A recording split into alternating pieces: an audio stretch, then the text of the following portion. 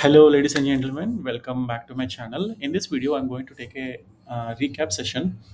What are the topics that we have covered so far, like EDA and training the model, splitting the data, predictions, accuracy score, and classification report? So, I'm going to cover everything in this video. So, this is going to be a fast video because we already have covered all those topics in detail. Why I'm specifically doing this one, because whatever you have learned so far, these are very much important. And so I wanted to list down everything in in a proper way, so that when you're working on a real-time project, you understand and you know what exactly you have to do. Okay, let's consider this as like a sample project as well. Okay, let's how we can do. Let's start with google.com. This is the place where I work, and let's search for collab and do like welcome to collab. Click on plus new notebook, and it hardly takes 5 to 10 seconds. I would like to keep my videos raw, which means that I don't want to edit and add some graphics and all. It's like a very straightforward. If you're like very much interested to learn about the ML, you know, so just watch all of my videos. I can assure you that you will get expertise in ML for sure. And I'm uploading the dataset over here. I have this dataset. Don't worry, guys. I will pin the URL of the Kaggle dataset in the description. Try to find over there. So we already have connected to this one, and we have 12.7 GB of RAM and 107. If in case, if you're not sure what exactly you have to learn and how to become ML expertise, so first what you have to do, you have to be comfortable with Python, or you can also go with the SQL. Up to you. Okay, I will also do the videos on the SQL as well, and then pandas tutorials. Okay, NumPy and Matplotlib. I will do videos on all of these as well, FYI. And then we have machine learning. These are the data analysis. And when it comes to the machine learning. So, so start with scikit-learn. So this was developed in 2008, guys. I mean, ladies and gentlemen. But this is really helpful if you cover, if you understand scikit-learn, you will understand. This is like the base for everything. And then for the deep learning, um, this is for the machine learning, and for the deep learning. So deep learnings are very much effective, guys. You can learn TensorFlow. This is what we use at Google. Okay, or else you can go with PyTorch and TensorFlow framework or PyTorch framework. I mean, it's up to you which one you would like to work. PyTorch is quite little bit easy compared to the TensorFlow, but both of them they work effectively.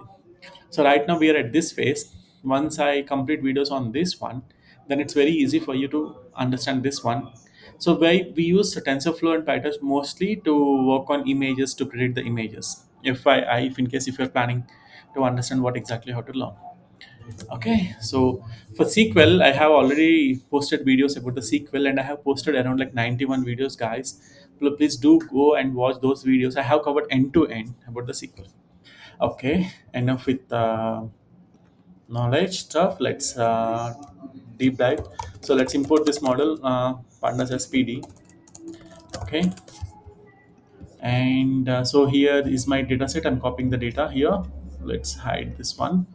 Okay, so df data frame is equal to pd dot. This is a CSV format file, so I'm using CSV. If in case if it is a Excel, you can use read underscore Excel. Okay, df dot head. If you have a huge data set and if you'd like to allocate all of your memory, you can pass something on low memory is equal to false. So then it will allocate all of this memory to this one. So I mean, now anyways, now we have like less memory. It's totally fine. Okay, we have this one. Let's try to do the EDA part. Okay, so let's see how many row columns are there. There are 14 columns: age, sex, CP, all of this until here are the features. We call input columns as features and the output as label, which is the target. Okay, and so let's see how many rows are there. So which is 303. There is one more way to do this one. Okay, let's look at data types. All of them, they are like integers, floats, and all. Okay, this is really good. And always ensure that there are no alphabets in this one.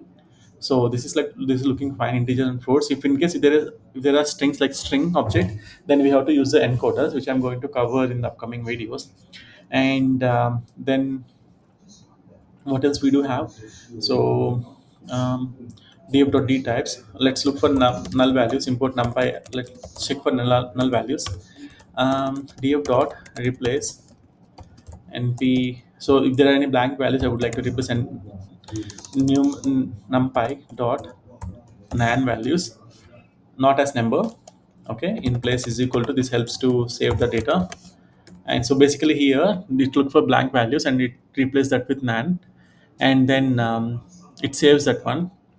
Let's see how many null values are there. Okay, there are no null values, which is good. Let's see, we can also use df.info to understand how many values are there, how many non-null values are there. So for example, let's say this one has like 10 null values, it will show us 293. In 64, always ensure that the output label, the target, it should be like integer or the float. Okay, this is good. And you can also use this one to understand the statistical. For example, let's do this one to understand the statistical of what you have. So you have 303 values. If I look at the column age, so the mean is 54. The average age of the people who are having the heart disease, or not having the heart disease, it's like 54, and the standard deviation is 9. So I will explain everything, like what is the standard deviation, what is the variance, and what is the mean, and what is the least age is 29. The persons in the data set, what is the maximum age is 77, and 25% of the people who are in this data set, their age is like 47, and 75% people, their age is 61. And if in case if you want to group by, if you want to see like based on target. Okay, for example, let's see how many values are there in our targets. So there are 165 males, and there are like 138 females. This is a small data set. Okay, and then I mean, if in case if you're continuously watching from my first videos, this is a different data set I'm using here, guys. um, and if you wanna see the statistics based on these labels, you can use group by target column dot mean. So this helps you, blah blah blah, what is the mean for each and every one. Okay, each and every column. Okay, this looks cool. Let's split the data. Okay, let's take a look at our data. So this is our data, and I wanted to assign all of these to x variable, and this one as a y. So x is equal to df dot drop, columns is equal to target, axis is equal to 1, y is equal to df of target. Okay, cool. And now if you look at first two values of in the x, this is what, and the first two values, this is 1. And now I would like to split the data x into x and y train. For that we have to import this library dot model selection, import train test split. And also let's do this one, import numpy as np. This is already we have imported, you don't have to do this one, but fyi I'm doing this one. Np dot random dot seed 42, x train x test, y train y test is equal to train test split, xy test size. I'm doing these videos whenever I'm getting free time, guys, and also a few of the videos I have done in my early morning times. So please do like and subscribe if you like the content. This really helps me to get motivation, and I've learned some money as well. Please, stratify is equal to y. So if you remember my previous video, after doing this one, it's very important to understand the shapes, whether the split happened properly or not, or else later on you'll come across some issues, and then we have to use ChatGPT or Gemini a lot to debug the issues, because it's very hard to understand these errors. So 242, 242, 61, 61, this is totally fine. Let's go ahead and train the model. So from sklearn.ensemble, let's use this one, random. And if you're thinking like why not some other models, don't worry, we will cover that as well. But for now, let's how a baby learns. Let's learn like that. Estimators is equal to 100. Rf dot fit. Let's train the model with training data. Why train? Okay, let's run this one. Okay, the model has been trained. Oh, this looks so quick, right? And then let's check how it is scoring. X score, X train on the training data. Whatever training data is something that the model is already trained. So let's see. Oh, this is like 100 because the model we trained the model on X train and Y train. So the model has trained perfectly fine, which is like 100%. Let's see on the unseen data, which is the X test, Y test. Let's see. The percentage here is like 83%. Can you see? So this is 83 percentage over here. This is like totally fine. And now anything which comes beyond 70 is a good model score, guys. So just FYI. Let's do something called let's do the predictions. Should we do the predictions first or calculate the accuracy score? I mean, we already have calculated the accuracy score here, but let's calculate the metrics first. If the metrics are not good, why we have to predict something, right?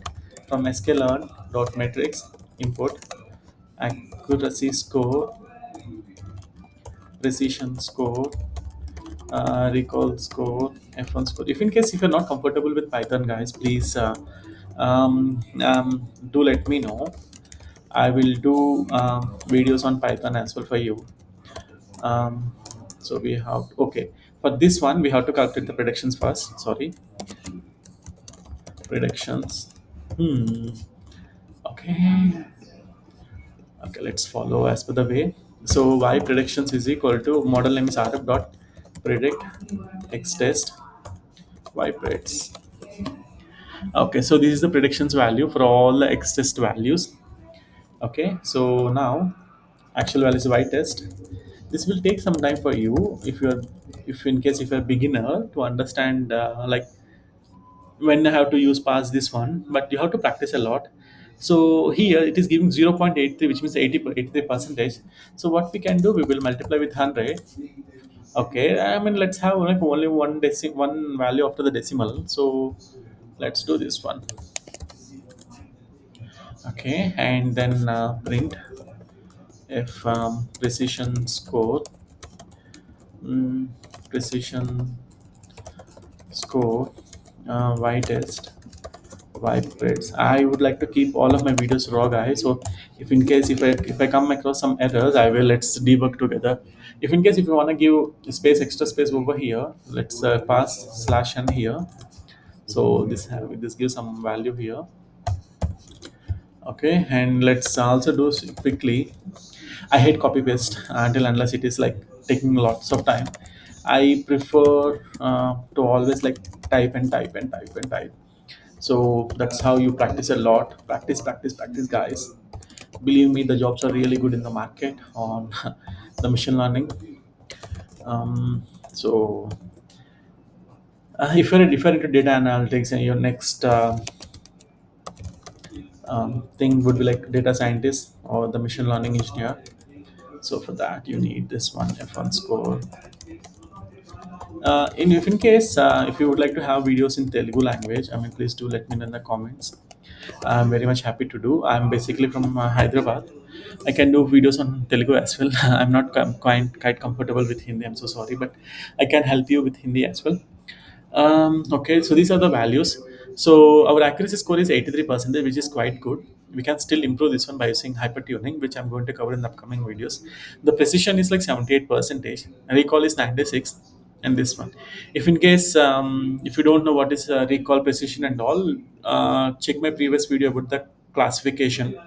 So where I have explained everything in detail. And if I again explain, it will the video length will become too long. So let's also do this one from classification report dot metrics import classification report. So print classification report. This classification report it gives based on where labels y0 and y separately, and whereas here this is the overall one. um, y test y parades. So here, there it go. So if in case if there's a huge variation between in your reference score, so which then we can identify this as an imbalanced data set. FYI, I will make a separate video on this one. If I use all the technologies in one go, it will be like really confusing for everyone. Even sometimes I get confused. Um, so this is the recap video what we have covered so far. I know that I went a little bit fast, but these things I have already covered in the previous videos. Thank you for watching these videos, guys. So please do watch the rest of the videos and get expertised in machine learning. Thank you, and I wish you have a good day.